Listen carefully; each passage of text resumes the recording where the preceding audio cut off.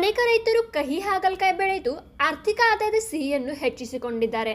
ಹಾಗಲಕಾಯಿ ಇದು ಬಳ್ಳಿ ವರ್ಗದ ಬೆಳೆಯಾಗಿದ್ದು ಕಡಿಮೆ ವೆಚ್ಚದಲ್ಲಿ ಉತ್ತಮ ಆದಾಯ ನೀಡುವ ಬೆಳೆಯಾಗಿದೆ. ಇದಕ್ಕಾಗಿ ಸೂಕ್ತವಾದ ಹವಾಮಾನ, ಬಳ್ಳಿಗಳಿಗೆ ಆಧಾರವಾಗುವ ಮಂಟಪ, ನೀರು ಹಾಗೂ ಗೊಬ್ಬರ ನಿರ್ವಹಣೆ, ಕೀಟ ನಿಯಂತ್ರಣ ಮತ್ತು ಸರಿಯಾದ ತಳಿಯ ಆಯ್ಕೆ ಅತ್ಯಂತ ಮಹತ್ವವಾಗಿದೆ. ಅದಕ್ಕೆ ಮಹಾರಾಷ್ಟ್ರದ ಅನೇಕ ರೈತರು ಆರ್ಡೋಸಿಸ್ನ ಮಹೇಶ್ ಹಾಗಲಕಾಯಿ ತಳಿಯನ್ನು ಹೆಚ್ಚಿನ ಪ್ರಮಾಣದಲ್ಲಿ ಬೆಳೆಸುತ್ತಿದ್ದಾರೆ. ಏಕೆಂದರೆ ಈ ತಳಿಗೆ ಮಾರುಕಟ್ಟೆಯಲ್ಲಿ ಹೆಚ್ಚು ಬೇಡಿಕೆ ಇದೆ. ಉತ್ತಮ ಗುಣಮಟ್ಟ ಮತ್ತು ಸಮಾನ ಹಣ್ಣುಗಳ ಲಭ್ಯತೆ ಈ ತಳಿಯಲ್ಲಿ ಸಿಗುತ್ತದೆ. ಗಾಢ ಹಸಿರು ಬಣ್ಣ, ಆಕರ್ಷಕ ಆಕಾರ ಮತ್ತು ಆರೋಗ್ಯಕರ ಹಣ್ಣುಗಳು ಮಹೇಶ್ ಹಾಗಲಕಾಯಿಯ ಮುಖ್ಯ ಲಕ್ಷಣಗಳು. ಇದರ ಪ್ರಮುಖ ಲಾಭವೆಂದರೆ ಮೊದಲ ಕೊಯ್ಲು ಕೇವಲ 52ರಿಂದ 55 ದಿನಗಳಲ್ಲಿ ಸಿಗುತ್ತದೆ ಮತ್ತು ಪ್ರತಿ ಹಣ್ಣಿನ ತೂಕ 90ರಿಂದ 100 ಗ್ರಾಂ ಇರುತ್ತದೆ.